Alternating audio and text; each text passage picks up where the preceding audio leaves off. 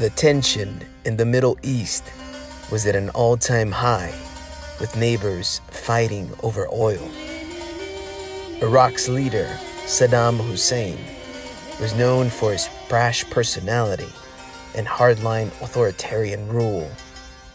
Saddam was the undisputed ruler of Iraq, and whatever he said was law. And in this case, Kuwait, his neighbor to the south, was in his crosshairs. George H.W. Bush, President of the United States, knew this conflict would alter the Middle East pecking order, so he made a strategic decision and stood up to the Middle Eastern tyrant. The Gulf War and Saddam Hussein, their story next. Welcome to History Everywhere. I'm your host, William H. Story, and today we're looking at one of the pivotal conflicts of the late 20th century, the Gulf War. Known for its quick escalation and significant impact on global politics, the Gulf War changed the dynamics of the Middle East and set the stage for future U.S. involvement in the region. Let's start at the beginning. Tensions in the Middle East. It all began in the late 1980s as the Middle East was dealing with post-colonial borders, resource struggles, and power-hungry leaders. By 1990, Iraq, led by Saddam Hussein, faced bad economic difficulties. Due to debts incurred from the Iran-Iraq War in the 1980s, these debts put pressure on Iraq's economy, and Hussein sought relief by targeting the rich oil fields of his southern neighbor, Kuwait. Kuwait was also accused by Hussein of overproducing oil, causing prices to drop and reducing Iraq's money. On August 2nd, 1990, Iraq officially invaded Kuwait. The world reacts. Iraq's invasion of Kuwait shocked the world. Almost immediately, leaders condemned the attack, recognizing that Saddam Hussein's aggression threatened not only Kuwait, but also the oil-rich and strategically significant Persian Gulf region.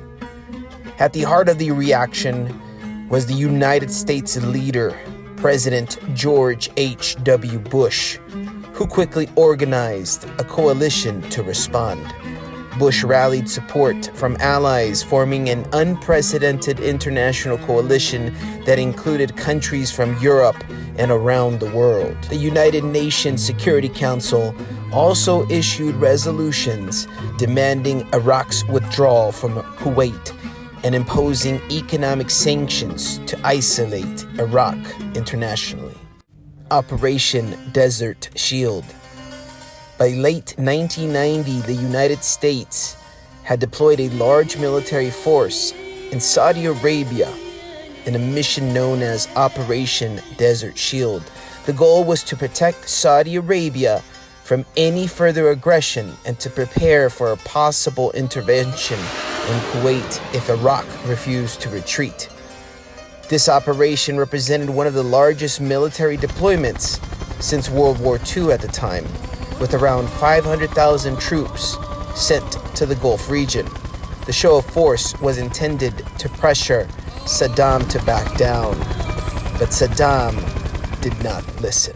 Operation Desert Storm. As negotiations failed, the coalition began its offensive, codenamed Operation Desert Storm, on January 17, 1991. The operation started with an intense air campaign with over 100,000 targets of the Iraqi military infrastructure, weapons facilities, and supply lines. The goal was to weaken Iraq's military before a ground invasion. For over a month, Iraq's forces were bombarded from the air, while the coalition's ground troops prepared for the next phase. The ground war and liberation of Kuwait. On February 24, 1991, coalition ground forces launched a full-scale assault into Kuwait and southern Iraq. In just 4 days, the coalition successfully pushed Iraqi forces out of Kuwait and devastated Saddam's military. It was one of the most decisive victories in modern warfare, with the ground war ending swiftly only 4 days later on February 28th. With Iraq's forces defeated and beat and Kuwait liberated, President Bush declared a ceasefire, ending major combat operations. The success was celebrated around the world. The aftermath. Although the Gulf War ended with Kuwait's liberation, the story unfortunately didn't stop there. Saddam Hussein remained in power despite the coalition's decisive victory. Hussein's grip on Iraq continued as he brutally suppressed uprisings that followed the war, targeting Kurdish and Shiite populations who opposed his rule. The coalition chose not to pursue regime change, a decision that would later draw criticism. Hussein's continued rule meant that Iraq's instability persisted, setting the stage for future conflicts in the region. Thanks for watching History Everywhere. The Gulf War was a brief but impactful chapter in modern history, showing how quickly global alliances can form. If you enjoyed this video, please like, subscribe, and stay tuned for more deep dives into the events that shaped our world. Until next time, thanks for tuning in.